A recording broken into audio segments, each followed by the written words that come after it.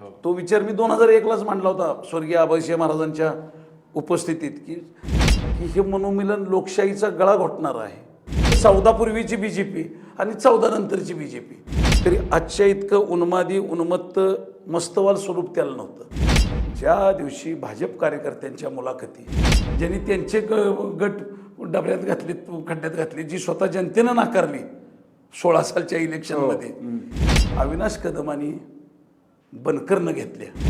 ह्याच्यापेक्षा किशोर गोडबोले, दत्ताजी थोरात, अमित कुलकर्णी, सुवर्णा पाटील ह्यांचा अपमान काय शकतो?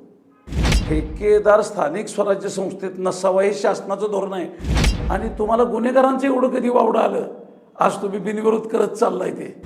त्यावेळच्या त्याची तडीपारी ही तुमच्या हिताची असली तर तडीपारी नसते. सच्चा मुसलमान, सच्चा दलित आणि सच्चा हिंदू हा शिवछत्रपतींची बदनामी करू शकत नाही. त्यांचा विकासाची व्याख्या डांबरापाशी सुरू होते आणि कॉन्क्रीटला संपते.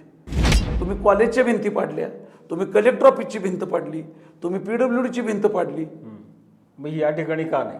हितच शासनाचं घोडं कुठं का? ह्या जागा कोणी घ्यायच्या विकत, मग त्याचं मूल्य करणार, मग त्याचा दुप्पट किमतीचा TDR देणार.